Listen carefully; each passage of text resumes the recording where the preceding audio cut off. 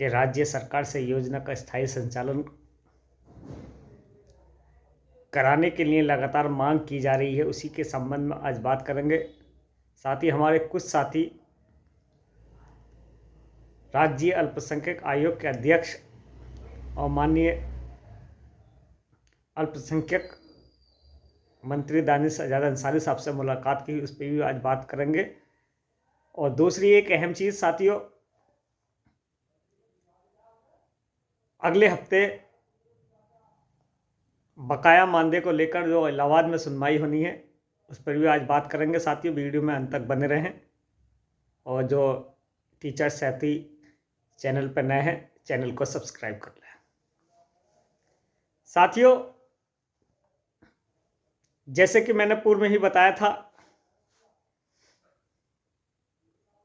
कि राज्य सरकार मदरसा एक्ट 2004 को रेगुलेट करने के लिए उसमें एक अमेंडमेंट बिल ला रही है,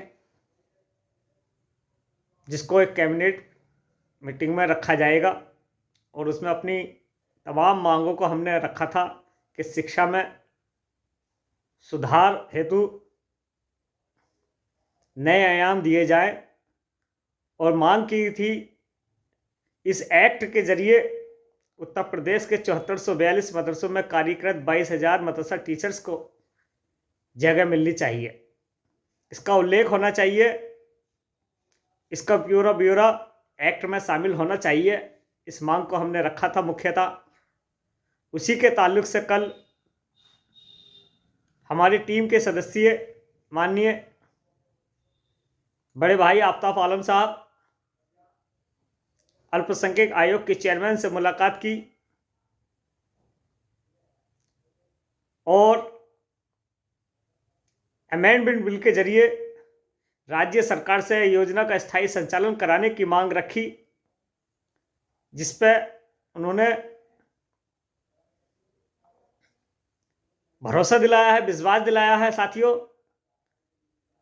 कि राज्य सरकार से योजना का संचालन अतिशीघ्र कराया जाएगा। लेकिन एक बात स्पष्ट उन्होंने भी कर दी साथियों, क्योंकि मदरसा शिक्षा में और मदरसा एक्ट में संशोधन जो होने के लिए जा रहा है, उसके जो कुछ प्रावधान थे, जो अनियमितताएं थी, उसको हटाई जा रही हैं साथियों। लेकिन एक रास्ता उसके जरिए हमें लोगों को मिल रहा है साथियों। अभी 3 दिन पूर्व ही माननीय दानिश आज़ाद अंसारी साहब का एक प्रोग्राम लखनऊ में, उसके बाद सीतापुर में हुआ था। तो हमारी टीम के सदस्यों ने उनसे मुलाकात की, तो उन्होंने फिर विश्वास दिलाया कि मैं राज्य सरकार से योजना का स्थायी संचालन कराऊंगा। साथियों, लगातार माननीय मंत्री जी जो लगातार पिछले कई महीनों से इस स्कीम को देख रहे हैं और उस पर पैनल लेकर रखे हुए हैं, और माननीय मुख्यमंत्री से भी उन्होंने मुलाकात की इस संबंध में। अब चूंकि स्पष्ट हो गया है साथियों, चूंकि अमेंडमेंट बिल के बाद ही आगे का प्रोसेस शुरू होगा। आप लोगों से दुआ की दरखास्त है कि जितनी जल्दी अमेंडमेंट बिल आ जाएगा, एक बहुत बड़ी राहत उत्तर प्रदेश के 7442 मदरसों को मिलेगी। और हमें विश्वास है कि 22,000 मदरसा टीचर्स जो उम्मीद माननीय मंत्री जी से लगाए बैठा है, वो एक न एक दिन पूरी। दूसरी एक अहम चीज, अगले सप्ताह इलाहाबाद हाई कोर्ट में फाइनल सुनवाई है साथियों, जिसके ताल्लुक से लगातार हमारे सीनियर अधिवक्ता और उनसे संपर्क हमारा लगातार किया जा रहा है कि बकाया भुगतान का रास्ता, चाहे वो राज्य सरकार पर हो या केंद्र सरकार पर हो, इसमें ज़्यादा वक्त राज्य सरकार और केंद्र सरकार को न दिया जाए। और एक बार फिर उत्तर प्रदेश के 7442 मदरसों में कार्यरत 22,000 मदरसा टीचर्स के लिए एक बहुत बड़ी राहत होगी, और वर्ष 2025 मदरसा टीचर्स के लिए खुशियों का दिन लाएगा। साथियों, राज्य सरकार ने जो पुनर्विचार याचिका डाली थी, जो पिछले 8 महीने से लंबित थी, और उत्तर प्रदेश के टीचर्स लगातार हमसे संपर्क कर रहे थे कि इसको फाइनल जजमेंट पर लगवाइए, और साथियों मैंने वादा किया था कि नवंबर में कि दिसंबर में हम इसको सुनवाई करा लेंगे फाइनली, और इसका अंतिम जजमेंट आने के बाद उत्तर प्रदेश के बकाया मानदेय का रास्ता खुलेगा। और ऐसे ही हुआ साथियों। आज टीचर्स बड़ी उम्मीद और भरोसे के साथ हम पर विश्वास कर रहा है साथियों।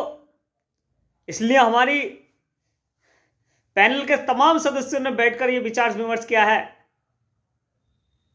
कि वर्ष 2025 में पूर्व में जो हुई गलतियों को फीडबैक लेते हुए